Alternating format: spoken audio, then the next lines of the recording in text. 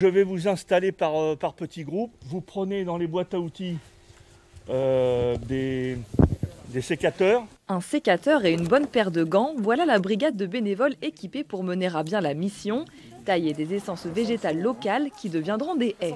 Donc la réduction du système racinaire, et puis donc on réduit dans la partie aérienne pour garder, ici on a 3 étages de bourgeons, ça va permettre la ramification de l'arbuste dès le démarrage.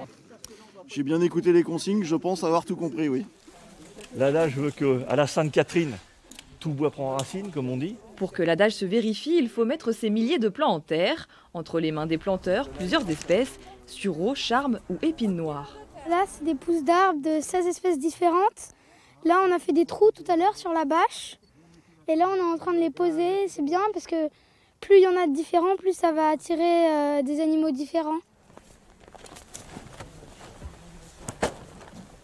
On essaye de faire en sorte, à un niveau local, sur la commune de Vernoux-sur-Brenne et de Noiset, avec l'aide du conseil départemental d'Indre-et-Loire et de la fédération de chasse, d'essayer de recréer un système plus accueillant pour la faune sauvage. Non seulement les espèces de gibier, celles qu'on peut chasser, mais aussi tous les passereaux, tous les insectes. Un milieu qui fonctionne bien d'un point de vue écologique. Cette plantation de haies s'inscrit dans ce que l'on appelle l'agroforesterie, une pratique qui existe depuis des siècles. Pendant plus de 70 ans, les haies champêtres ont été arrachées pour agrandir les exploitations et faire de l'agriculture intensive.